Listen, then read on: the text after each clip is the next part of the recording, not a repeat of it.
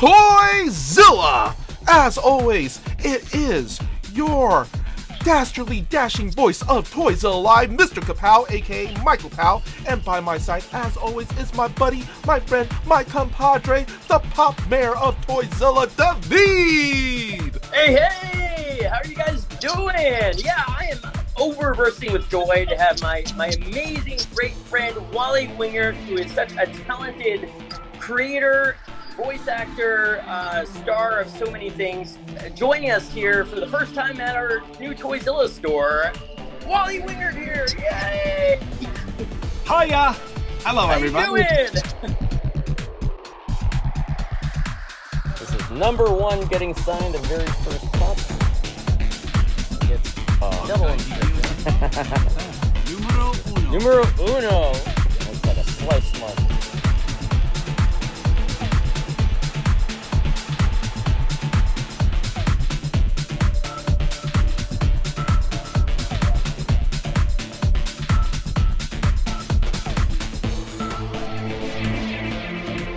I'm doing good. It's a beautiful day here. No, we had a nice turnout, a good breeze. Maybe the sticker could have gone there or something, or on the side, maybe. Are all the stickers going to be there? Yeah, but we're so happy and so fortunate to have him here today.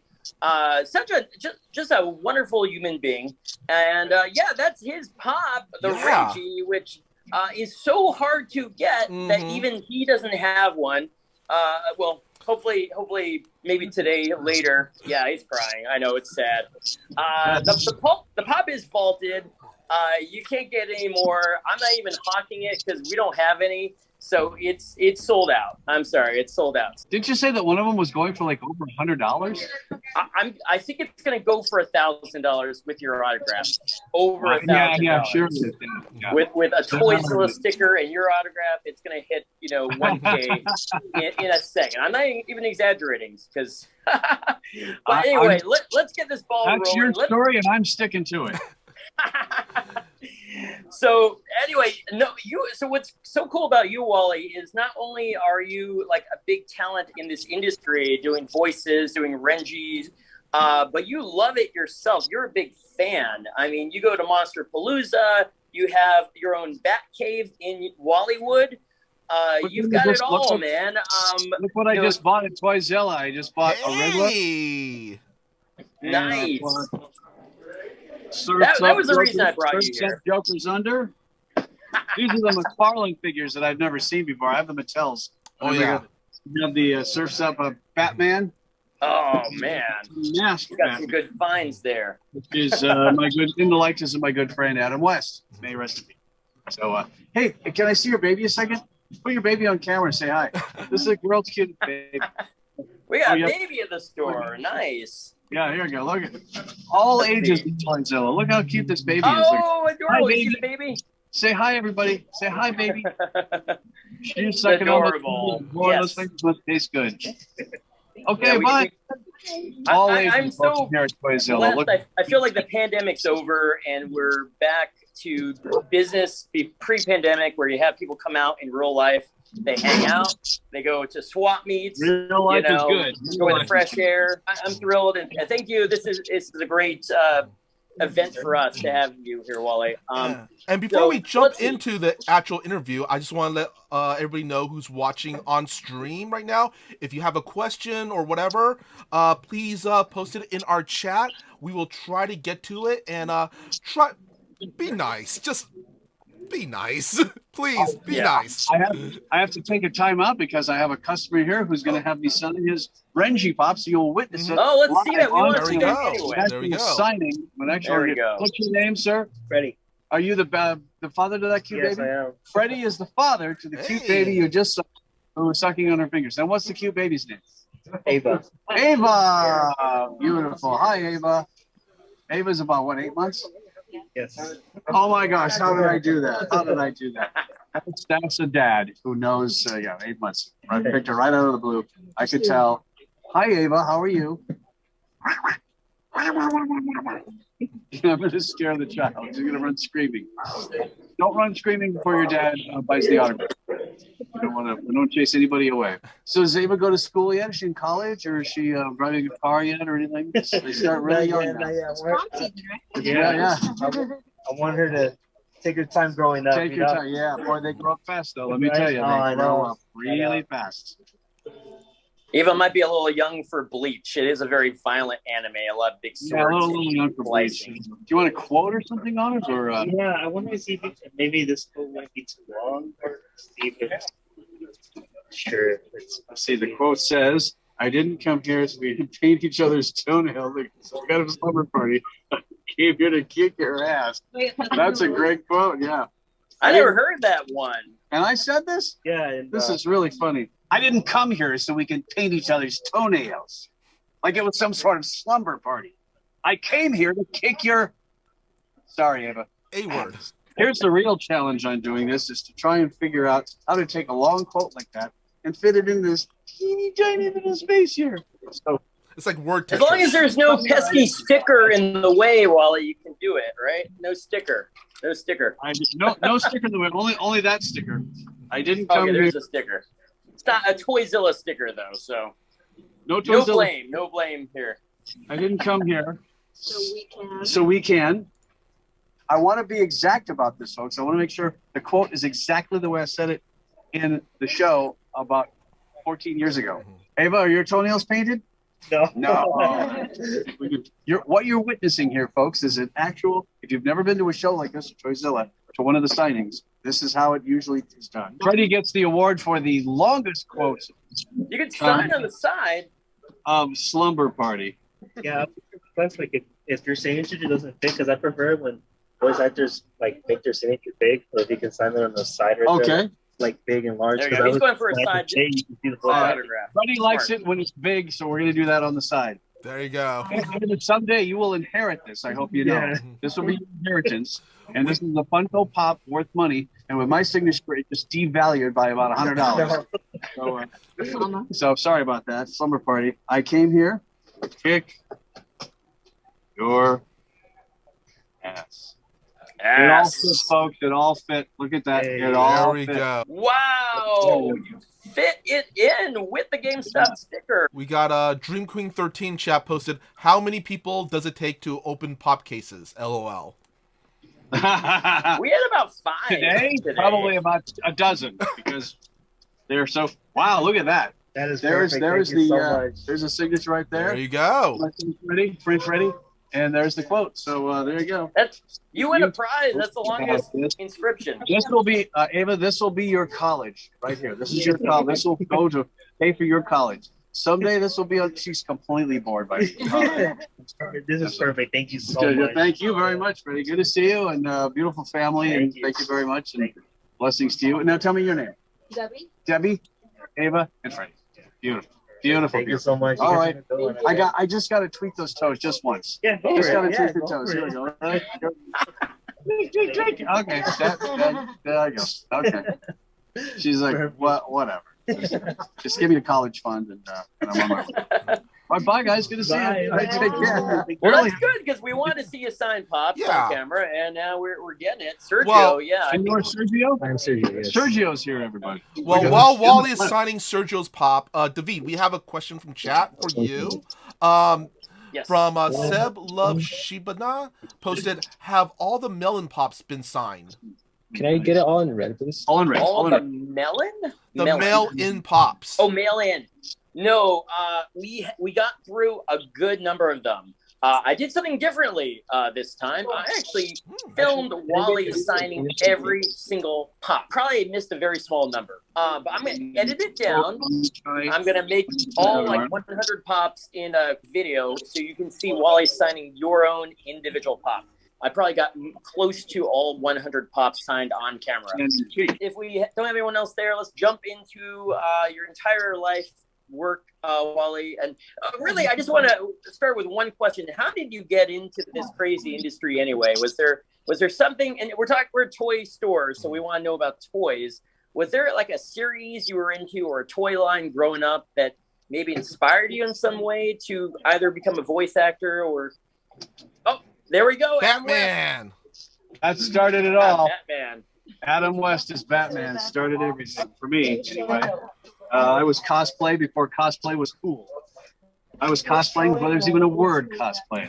I had a Batman costume and a Darth Vader costume that I had to make out of cardboard and vinyl, and so yeah, I was doing cosplay way before the kids were doing it. You know, I've been referred to many times as the godfather of cosplay, which I'll accept. But as far as voice acting, I was a radio DJ, and an actor, and I'd done theater and all kinds of stuff. And when I moved here to Los Angeles, I quickly fell out of love with on-camera acting. I just didn't have any imagination for me.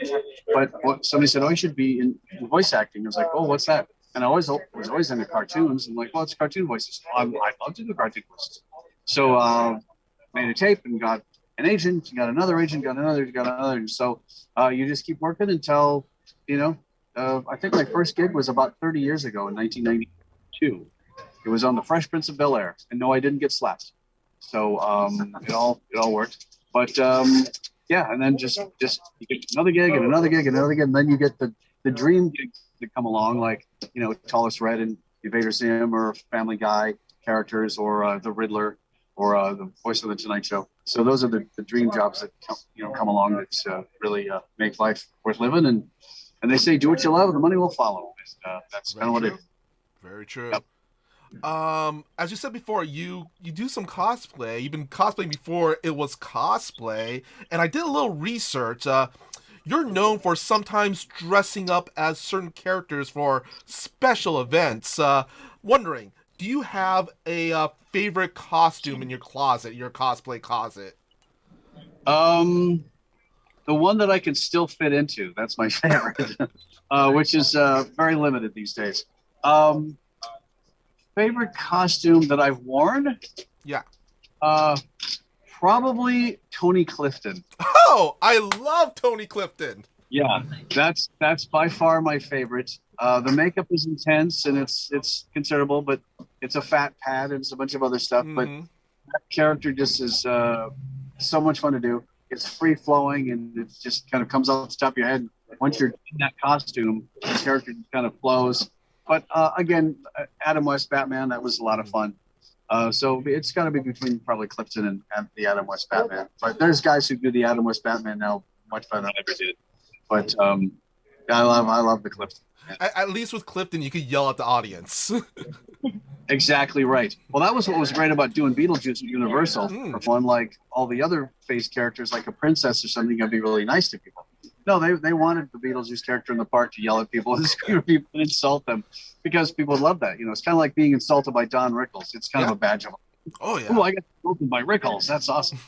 So yeah, it's been a good time. But it's the wonderful thing about being also a fan, but also being on the other side of having done some cool jobs, because you kind of understand that when somebody sends in their pop to get signed, you don't just casually throw it around or treat it carelessly. If you're a collector as well as the voice actor, you're like, oh, this has to be real. Oh, you're real kind of precious about it. So it actually kind of makes it kind of nice when people send their stuff in to get signed.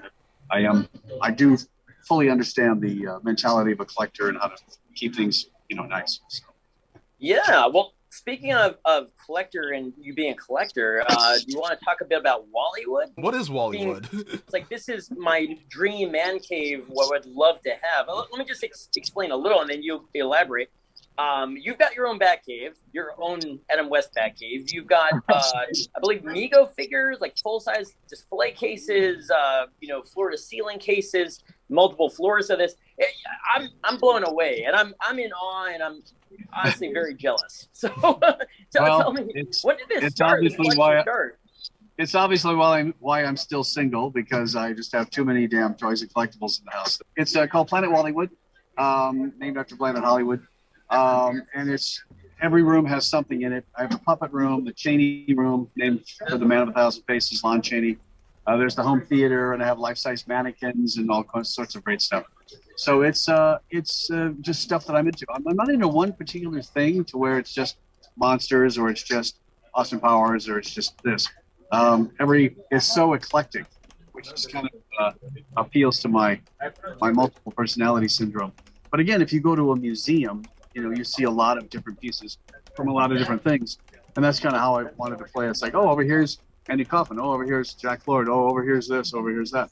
So it's a lot of fun, and I've had a lot of people come over and take tours, and even celebrities have stopped by and signed my wall of fame, and it's been a good time. Still collecting, still looking for that holy grail, which would be to me would be one of Andy Kaufman's taxi outfits, like the white coveralls. I'd love to. Oh yeah. Likelihood that I'm probably going to find those. They probably got tossed years ago at Paramount Studios, but if I could ever find one, boy, I sure would love to get one to complete my collection. And you have the best home theater, I'm going to say, on the planet. It's pretty good. I've seen some better ones. I have a friend who's a doctor, who's a surgeon in South Dakota. His actually is a theater with the raked, seating, and wow, it's pretty slick. Used to do movie nights, and we'd show stuff, and my nutty group of friends, we'd all comment out loud and make each other laugh. Ted is about 6'2", and the awning here is about 5'11". And I've seen Ted bonk his head about 10 times. He has still not. I feel so bad. We could erase that awning. I have. Perfect condition. Look at all the dents in his hat from all the times he's banged his head. No. There's holes in there. He banged a hole right through the ventilation. That's for ventilation. Learn how to duck, Ted. Duck. Yes. Duck. Wally, I was going to ask you, so what's your holy grail item that you're trying to find to complete your collection, or just something you really want? Can you think of one or two things? There's a difference to what I want and what I can afford. Very true. What I want would be a full randomized Batman costume. What I can afford is probably, one thread that maybe came from one of his gloves at one point in time. Earlier, you said that Batman was one of your inspirations to getting into the industry. I'm also curious, what were the cartoons that you grew up with, and does any in particular really stood out as something that made you really want to become a voice actor? Yes, Underdog, Wally Gator, virtually any Hanna-Barbera, The Impossibles, Frankenstein Jr., The Herculoids. Popeye was my first word, even before Mommy and Daddy was Popeye. Groovy Ghoulies, which I loved, which I got to produce the box set of that with my friend Dan Roebuck. The Archies, I love the Archies. I was Jughead in our Archies club. So, I watched a lot of cartoons when I was a kid. And unfortunately, the Cub Scout meetings were on Saturday mornings. And I was going to Cub Scout meetings, and I was missing all my cartoons because there was no DVR, there was no VHS, there was no recorders. And if you missed the cartoons, you just missed the cartoons. So I had to quit Cub Scouts so I could see my Saturday morning cartoons. I told my mom, I said, Mom, I got to watch these because someday I want to do this. And so it all worked out. I love the Cub Scouts, but I had to do my research. Priorities. Right, absolutely right. And all the crap I used to do as a kid, now is paying off. So, as a matter of fact, I did a session the other day where they were looking for a very classy kind of British villain. And they had said something like Christopher Lee. And I said, could I do evil Roger Moore? They said, oh, that's perfect. So, I watch a lot of Roger Moore in The Saint, an old TV show that he did. So I was commenting to the directors, oh, great. Thank you for allowing me to do this, because now I can officially write off my Saint DVD box set as a research expense. So thank you. There you go. So you just never know where these influences are going to come from that you're going to use later, Let's talk a bit about Bleach and about Renji now, because I know we have a lot of people watching that signed up for your autographed pops. So there he is. Now, I know this was like, you said 14 years ago, so I know you might not remember everything, but I do want to know what kind of research you did for the character. Did you watch the original Japanese anime, and how did you come up with the voice? The only research we could do at the time was just go into the audition, back when it was in-person auditions, before now everybody's doing it, remotely. And you're there with a bunch of other people, and you pick up a piece of copy, and they say you're reading for him or whatever. There's a little tiny picture, a little drawing of the character, and then the lines. And I was like, oh, he kind of looks like because he had that weird kind of, like the eyebrows and the kind of the steely eyes, like. And I said, he looks like kind of like a Jack Nicholson, like with the steely, Sparky, that kind of thing. So I said, I'm going to do him as like a young Jack Nicholson. I'm Renji Abarai, where he chooses words, and there's a little Jack in there. So if you listen real close to Renji from time to time, a little teeny tiny Jack Nicholson. So it's pretty cool. I like that. Richard. We didn't get to watch any of the cartoons or anything. I didn't even see any of it until it actually was mixed and had actually been released. It came out. I was like, oh wow, this is crazy. Because the actors dub anime, you're not even in the room with the other actors. Your session is just your lines only. And then they have another actor coming after you and they do his lines only. And somehow the puzzle all fits together at the end. Building off on that, how do you come up with a voice for like a particular role? If you hear the description, if they don't have any visual, just kind of your first instinct is usually the right one. For Riddler in the Arkham games, they wanted it to be completely opposite of Mark's Joker, because they said the Riddler and the Joker will always get confused for each other. We don't want the Riddler to sound anything like Mark's Joker. So we want him to sound more like a game show host. And every word he says is just so important. It was like, yeah, I kind of get that. So I knew a guy who was a director in the Midwest that loved to chew on his words. And he thought that every word that he said was earth-shattering and really super important. Monumental ego. And I said, that's pretty much the Riddler.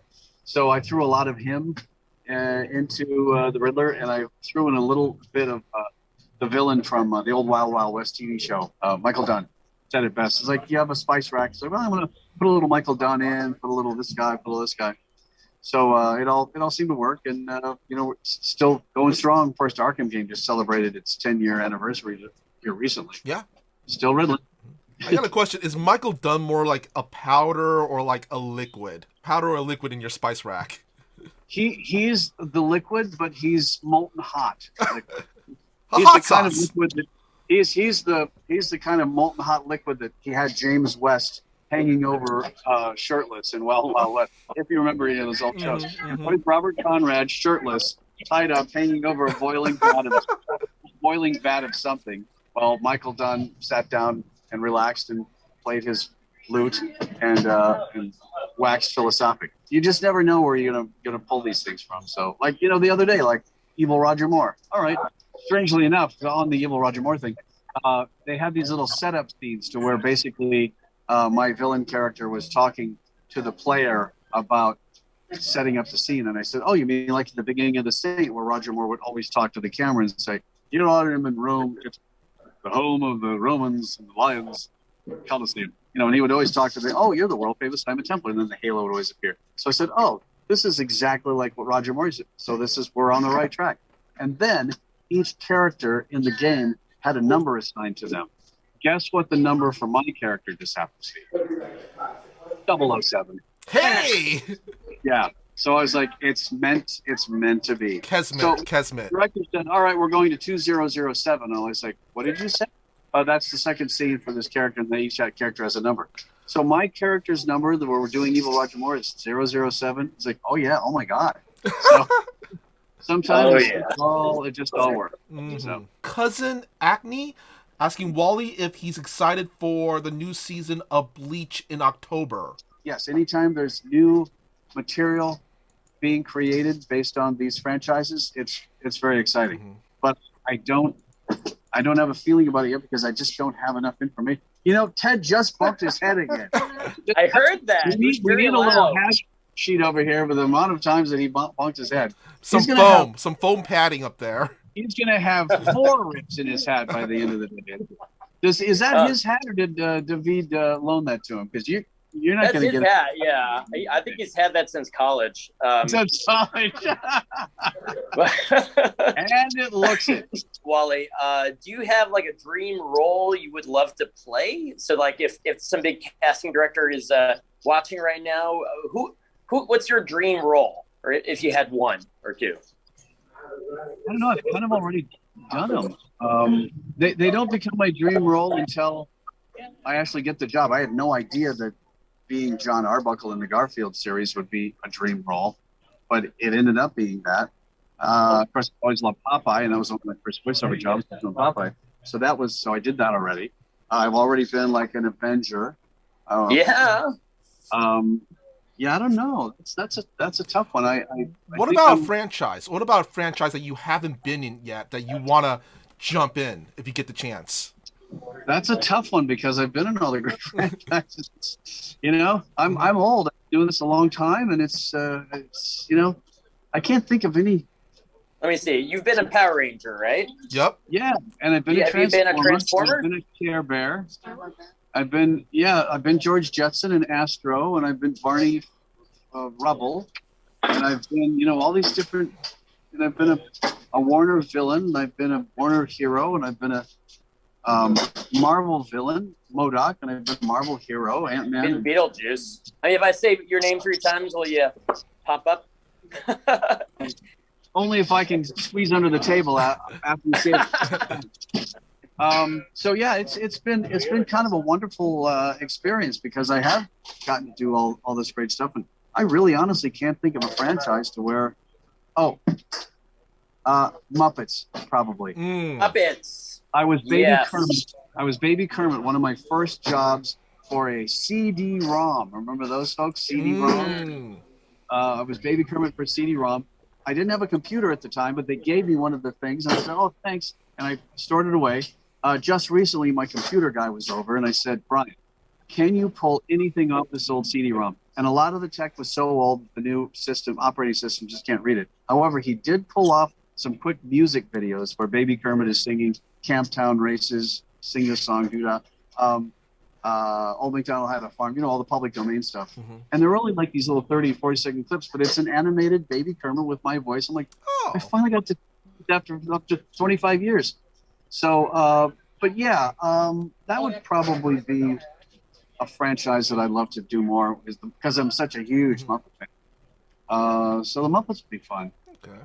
But other than that, I've just been so blessed to have done pretty much everything I've ever dreamed possible and then some. Living the dream. Yeah. Earlier, when you said that you recently did that evil Roger Moore character, I'm actually kind of curious. Do you prefer working alone in the booth, or do you rather work with other voice actors who are physically there? Ensemble is always fun because there's nothing like the magic that you can capture when you have 4 or 5 zany people all sitting around in a semicircle with microphones. And it's like, oh, look over there, there's Frank Welker. Oh, look over there, there's Mark Hamill. Oh, look over there, there's, fill in the blank. And it's just amazing to be able to put that together. And sometimes you'll go off the script and sometimes you don't. And, if you're doing Family Guy, you don't go off the script because the writing is so brilliant anyway. But yeah, just, one of my favorite memories is watching, Seth Green, Seth MacFarlane, Patrick Bristow, and me all in a semicircle, and Seth's, going between Stewie and Quagmire and Peter and Brian and Stewie and Quagmire and Peter, but, turning it off like a bunch of light switches. And, us doing a bunch of singing trees, So there's nothing like an ensemble read. It's, working by yourself is, it's okay. I don't prefer it. Working with all the other actors like you would in a theatrical production is really the way to go. But, will that come back? Who knows? We don't know. I hope so. Someday, Yeah. As a follow-up to that, do you have any favorite stories that you would like to share from the voice booth? Yeah, there was a time when I was in a booth with Seth MacFarlane and Seth Green and Patrick Bristow, and we were all a bunch of singing trees. That's I can't top that. There are so many funny. So yes, as a matter of fact, we were doing Garfield, and Mark Evanier, the writer-director, was really into hiring the classic VO people that he and I really loved growing up. So he had Troy and Stan Freeberg in the booth one day playing an elderly couple. And I was John Arbuckle looking, of course, for Garfield, who was gone. And I happened to have a scene with him where I asked, have you seen my cat Garfield? And they had a comeback. So we did the page. And then, Mark came on the talkback and said, all right, Stan, June, Wally, go back to line. And I didn't hear anything he said after that because I was just like, did I just hear my name in with Stan? June? Oh, my God. And I was like, what? I didn't catch that direction. Just to have, my name lumped in with those greats was something I'll never forget. So anyway, that was a good one. That was a good day. Wow. Oh, that is awesome. Jumping over to events like the ones we're doing today, I know I'm sure you're very happy that conventions are back and signings are back. have you had any like very memorable experiences at conventions or fan interaction? You mentioned that you're a big fan yourself of a lot of other people. Was there ever a very big fan moment you had? Where someone came up to you? Well, even though I had known Adam West for 37 years, may he rest in peace, anytime I would want to see him at a convention, I would never be that guy where I'd be like, oh, excuse me, and go up to the front of the table. I'd always wait in line, which always weirded Adam out that I was always waiting in line. So I'd be waiting in line to see Adam or have him sign something, I'm not going to butt in. And people would be like, oh, hey, aren't you Wally Wingert? And I'm like, yeah. And they were like, what are you doing in line? I'm like, well, I'm an Adam West fan too, so I've got to have him sign this thing. Oh, okay. You can't just walk up. No, I'm not going to just walk up. So it's pretty fun. But I love being at a table or a convention and having somebody dressed up as like one of my characters. There was a guy in Orlando, at the Power Ranger convention in 2019 who had dressed up like the Arkham Riddler. And he drove like about 3 hours one way just to come to the Power Ranger convention. He wasn't a Power Ranger fan. He just knew I was going to be there just to get a picture and chat. And after he, showed up and he got a picture and we got a picture together. And he's like, okay, well, I'm going to drive back now. I was like, drive back where? Oh, I came down 3 hours for this. I'm like, what? 3 hours? Well, don't go back. Let's at least hang out a little more and walk around. I want to make it worth your while to, be here, the 3 hour trip. So it was pretty exciting and humbling. But, I've seen people dressed up as the tallest and people dressed up as, the Riddler and Psycho Ranger. Oh, Psycho Ranger, of course. Yeah, the blue Psycho Ranger. And, Renji, I've seen some Renjis before. So it's pretty cool to see the actual personification and the manifestation in the flesh of the character from the animation. So it's pretty great. Oh, that's awesome. That's awesome.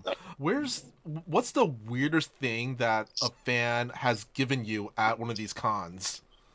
Herpes. No, I'm kidding. Everything that is given to me that they have made or as a gift, it's endearing.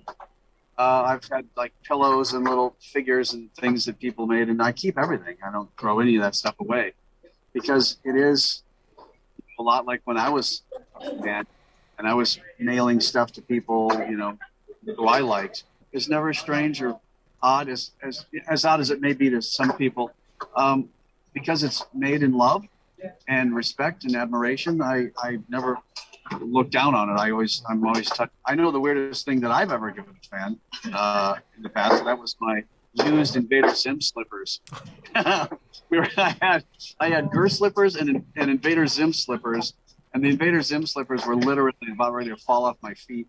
So as a joke at one of the Invader Zim cons, I said, all right, if you can answer this question, I will give you my Invader Zim slippers. Oh my gosh, and the guy got it right. So I'm mailing them to you. And I boxed them up and mailed it to Alaska. So my worn out, stinky Invader Zim slippers are somewhere in Alaska, probably on the frozen tundra somewhere. It's really kind of touching that they would actually sit down and, use their time and their creativity to do something like that for you. It's pretty nice. That's cool. But there's been no bubblegum hair voodoo doll gifts. No, none of that. Like, nothing weird. Can I have some of your blood for my voodoo doll?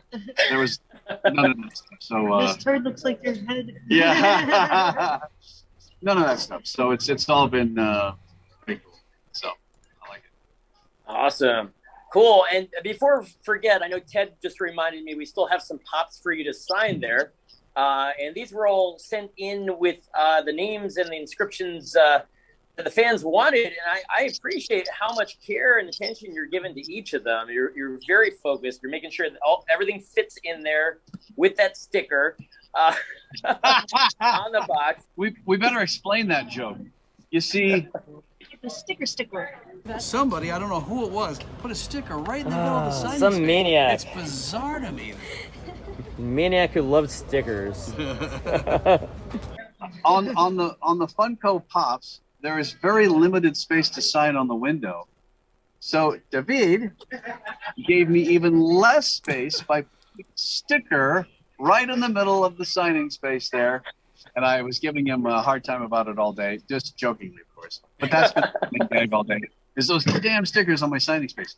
But it's fine. But some of the other pops have 2 or 3 stickers at the bottom from other different companies. This is one of those rare EB exclusives with a double sticker. Person always requests like, a 75-word quote. Kind of like, little tiny, teeny writing. And some of these paint pens, you can't write too teeny tiny with some of them. So I try to do my best and squeeze them all in and honor everybody's requests. But sometimes it was a little bit hairy with those big, thick-tipped pens to write all that stuff and still avoid the sticker. So, some of the Toyzilla stickers, got eaten with the ink, that just kind of happened to run over it accidentally. But I tried. It's all right. It's all right. There we go, Ted. Don't watch your head, Ted. Watch your head, Ted. We have a lot of running gags today. Headbanging Ted and the damn stickers in the way. And well, it's just all about making your environment wherever you're at, whatever you're doing, just making it. Okay, here's another one. This is number 79. I already told you can't kill me with that sword anymore. Okay, another long quote. We're working you here. Keep powered up. Went Bankai, right? Can't kill me with that sword anymore. Well, I really don't remember. I'm trying to remember. It's been a while. See, Bleach was one of those shows. It has a huge fan base, but they took a huge hiatus and they never finished the series. Incredibly popular, though. I got a question for you, Wally. This is something I've asked pretty much every voice actor that's been on the show. If you have or would have in your voice actor's kit, what would be in it? Like, do you have like a favorite beverage that you would have in there, a flavor of lozenges, etc.? Lots of whiskey. Lots of whiskey. No, it's purely fun sweetened iced tea that I put a little Splenda in, and this is wonderful. I have it in an aluminum container. I'm coolish. But that's my go-to. A lot of people like hot beverages. I've never done the hot beverages, but I will take these with me everywhere I go. 3 or 4 of them. I down about one of these an hour. So if it's a 4-hour session, I'll bring 4 with me. I got this at the ELO concert. Jeff Lynne's ELO, and I throw in my bottles of liquid refreshments. When the studios were just starting to come back after the whole virus thing, they suspended food service. Why, I don't know. But we had to bring our own kind of snacks, because if you're in a 4-hour session and you're working hard and sweating, you're going to get a little, hungry. So you're going to want a bag of chips. You're going to want some Cheez-Its or a Twinkie or something. So I would bring my own stuff. I started a 6-week gig here recently for a Netflix show, and I started bringing my own stuff and realizing that, food service is back. So they had the bagels there again. They had the croissants. They had the donuts. So that was pretty cool. But I still brought my Pure Leaf iced tea in my custom Batman tumbler. I'm glad to hear craft service is back. That's really the most important thing about being in this industry. No. Well, there's a legendary studio in LA called Salami. Salami. The reason they're called Salami is because they basically served a full breakfast for all the morning sessions. And some of the voice actors, they weren't even booked on a gig. They would just show up and eat breakfast. And finally they had to say, no, you got to be working on a show in order to eat here. But that's why it's called Salami, is because they literally had great food service. They had almost a full-time food person all day. You'd have the breakfast in the morning with this delicious turkey bacon. They would have, lunch. They'd have some stuff. They'd have in the afternoon. They'd make popcorn. Oh, it was fun working there. But then everything melted down, and then they don't do that anymore. But hopefully it'll be back. It'll be back. In the name alone, they are obligated to provide some sort of at least slab of salami for us for actors. Or they would have to change their name. But Yes. Oh, Wally, so real quick, since we're talking about like maybe advice for aspiring voice actors, what's the top advice they usually give people who are trying to break in? Be a good actor. That's good. I know. You would be shocked at how many people say, hey, people told me I have a good voice. I should be in voice acting. Oh, yeah? Well, I got a nice pen. Should I be a writer? Really? Is that what's going to make you a great writer? Is the fact that you have a really nice pen? That quote came from Bob Bergen. There has to be talent behind the instrument, like Frank Welker doing Scooby Doo. Oh, he can do the voice, and he's a great actor. Oh, perfect. That's fantastic. Yeah, on camera people, it's kind of funny because on camera people will do voice over because they think you can show up in your pajamas and work for 10 minutes and off you go. 4 hours later, they're sweating and they're hoarse and they're like, "Wow, this is hard." Well, yeah, we're trained to do that. You're not. You stay in front of the camera and the lights with the hairspray and the makeup. We'll stay in the booth with microphones. We'll do the heavy lifting. So, no, stay in your lane, Skippy.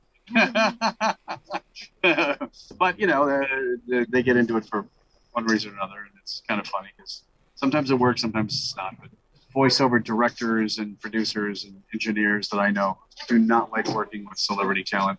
OCD Amanda is picking up all the trash here because she just can't look at trash on the ground anywhere. Tell her thank you, because otherwise it's my job. It would have been really easy to put this this awning up on a couple of Apple boxes, and so he and Ted wouldn't have to make his head anymore. But nah, I should have thought of that. It ruined his past. It's kind of funny. It's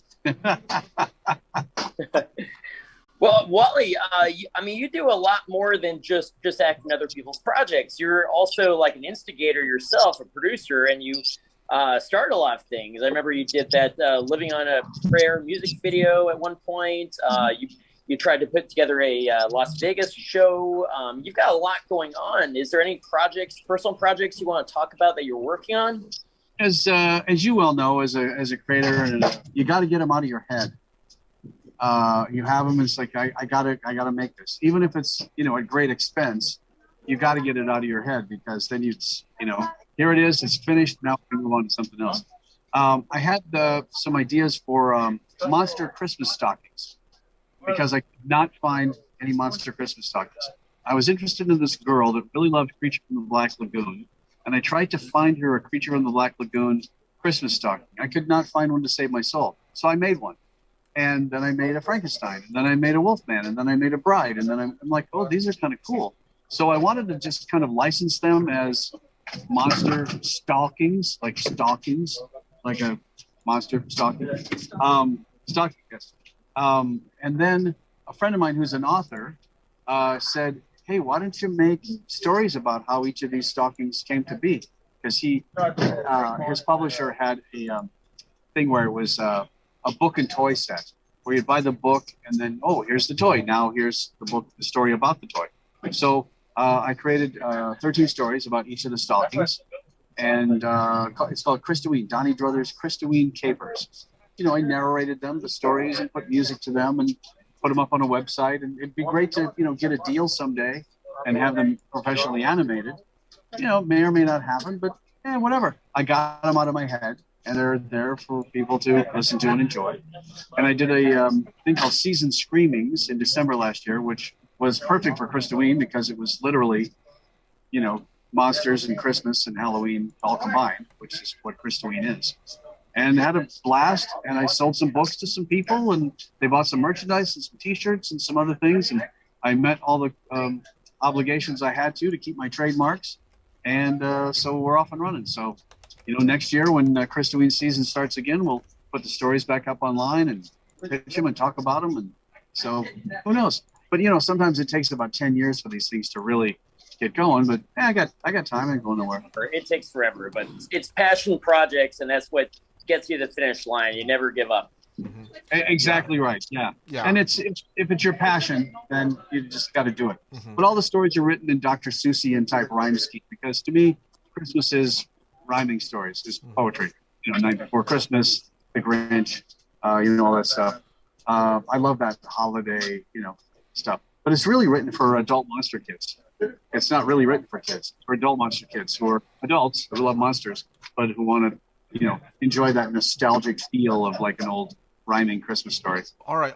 We want to be respectful of our guests' time, and there's probably some more signings that needs to be done. So, David, do you have any more quick questions? Give Wally a chance to talk about anything he's got coming up as far as conventions, as far as projects that we can see you in soon that you're allowed to talk about.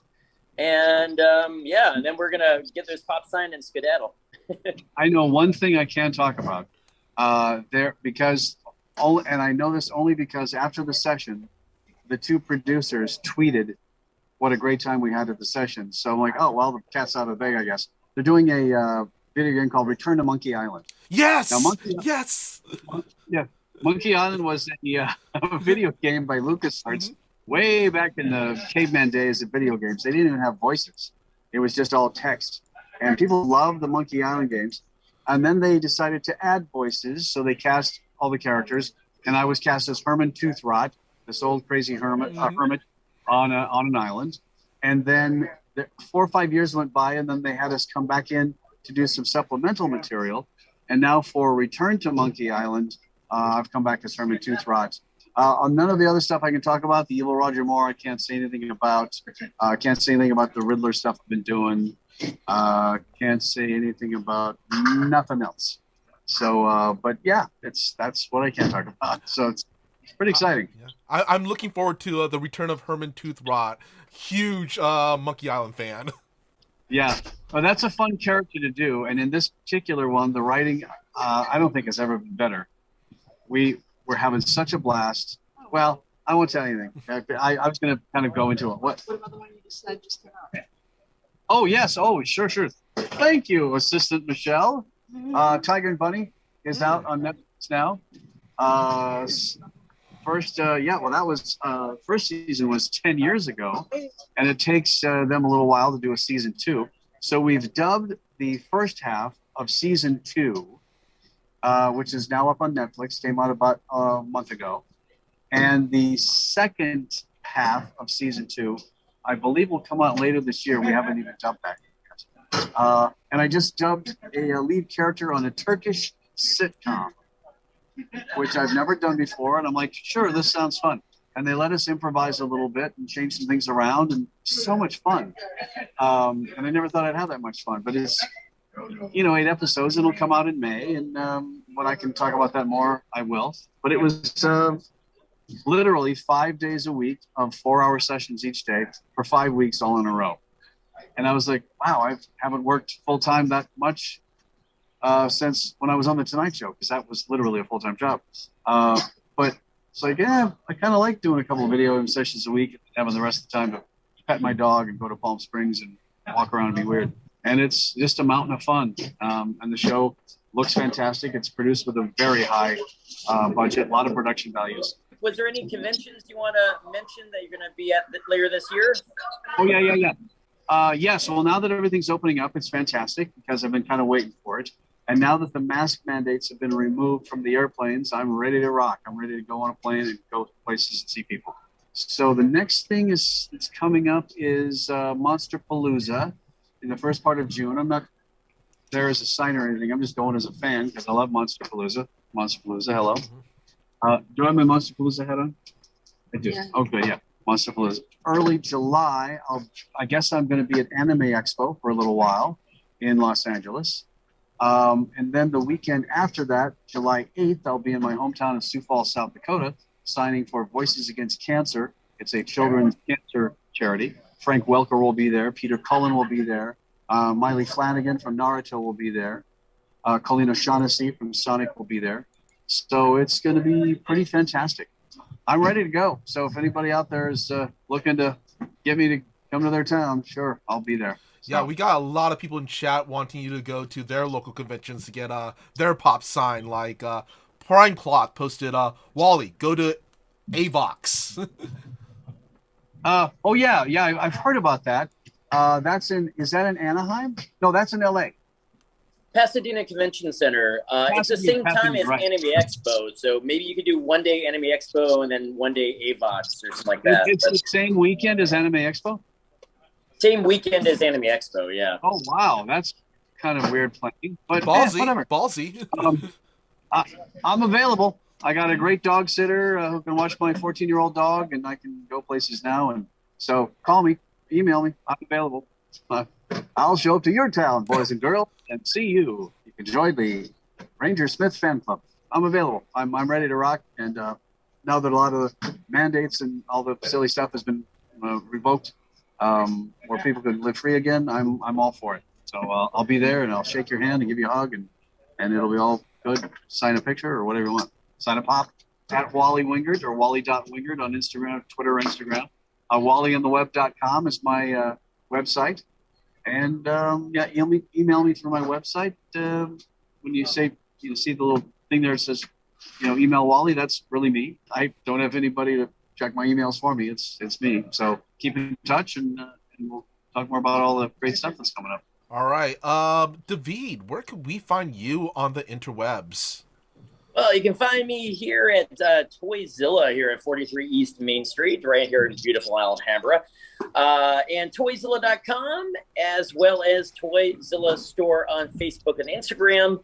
And it's Toyzilla Live on YouTube. And, of course, you're watching us here at Toyzilla Network. We got it all. We don't have Twitter. That's it. I'm sorry. But you can find us a lot of great places. Michael Powell, where can we find you on the interwebs?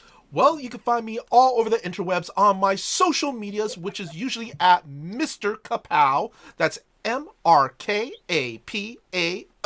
Or my Facebook page, which is facebook.com/Michael Powell Does Stuff, because I do a lot of stuff, like my YouTube channels for TTRPGs. Go to Fantastic Tales of Adventure, or if you're into horror, check out Dastardly Tales of Horror. And I just recently jumped into Tumblr, and I'm kind of trying to figure that out, so yeah, it's kind of fun. And as always, Thursdays at 6 p.m. Pacific Standard Time here on Twitch, on Toyzilla Network for Toyzilla Live, and next month I will be on Life Action Roleplay, part of the 3-part Maze game, so that should be a lot of fun there. So until next time, be good, be great, be awesome. Bye. The last one! This is the last one? Yay! Yay! Yay, Wally! Clap, clap, clap, clap, clap, yay! A round of applause. That calls for a drink. Yes.